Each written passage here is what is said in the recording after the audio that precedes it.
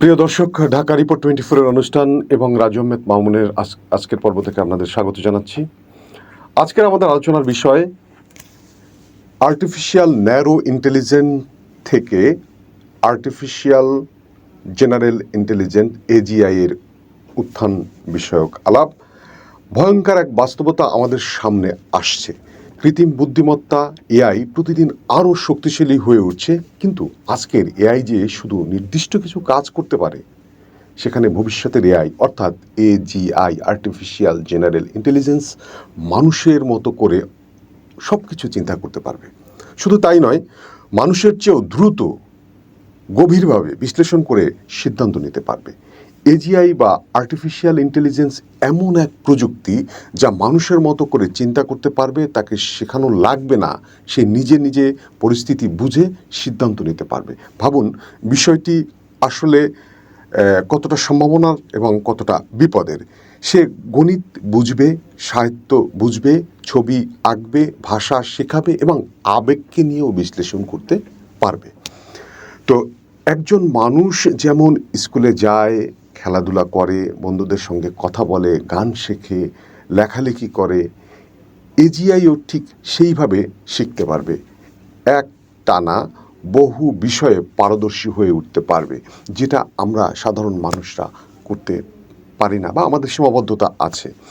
তো এরকমের একটি টুলস ওপেন এআই এর সিও, যেটাকে নিয়ে কথা বলেছেন ওপেন এআই এর সিও স্যাম আল্টম্যান, তিনি এজিআই মানব সভ্যতার সবচেয়ে বিপ্লবী প্রযুক্তি হতে যাচ্ছে বলে ইতিমধ্যেই ঘোষণা দিয়েছেন। তবে তিনি আরও বলেছেন, তবে এর ভুল ব্যবহার মানব জাতির অস্তিত্ব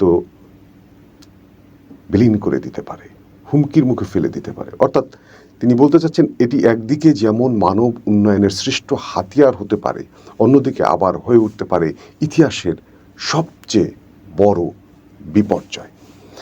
কথায় আছে, মানুষ যতটুকু অর্জন প্রকৃতি থেকে সুবিধা নেয়, তার বিপরীতে তার অসুবিধার ঠিক সমপরিমাণে বা তার চেয়ে বেশি অসুবিধাও সৃষ্টি করে। হয়তো সেরকমই বর্তমানে ন্যারো এআই বা এআই যেটাকে আমরা জানি, যেমন চ্যাট জিপিটি কিংবা গুগল ট্রান্সলেট বা শ্রী, ডিপসিক, সবই একটা নির্দিষ্ট কাজের জন্য বানানো।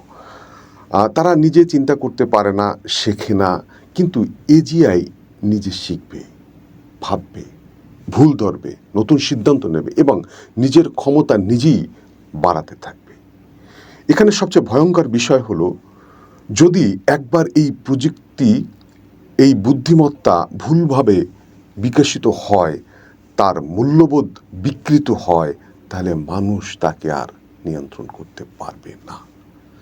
গুগলের সাবেক সিইও এরিক স্মিথ বলেছেন, এজিআই একবার তৈরি হলে তা খুব দ্রুত সুপার ইন্টেলিজেন্স হয়ে উঠবে।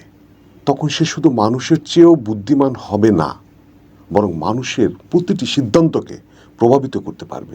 সে বুঝে যাবে মানুষ কি চায়, কিভাবে, কোথায় দুর্বল, এবং তখন সে নিজেই হয়ে উঠতে পারে পৃথিবীর সবচেয়ে ক্ষমতাধর সিদ্ধান্ত গ্রহণকারী।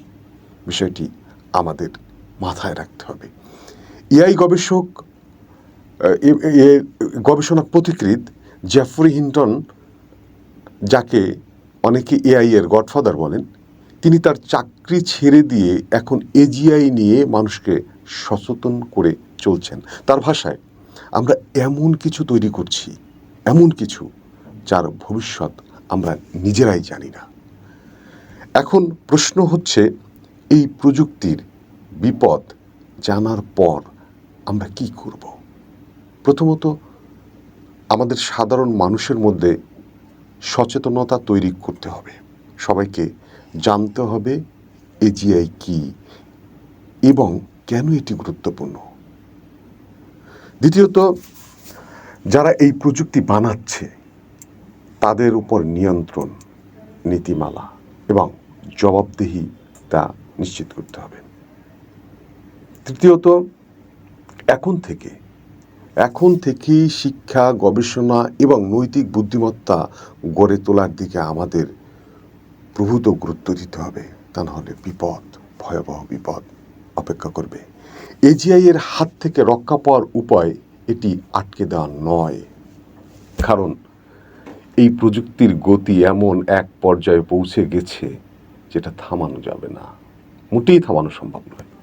কিন্তু এটিকে নিয়ন্ত্রণের মধ্যে আনা, অর্থাৎ মানবিকতা অনুযায়ী বা আমাদের মানবিক মূল্যবোধ অনুযায়ী গঠন করা এবং এর ব্যবহারের নিয়ম ঠিক করা এখনই সময়ের দাবি।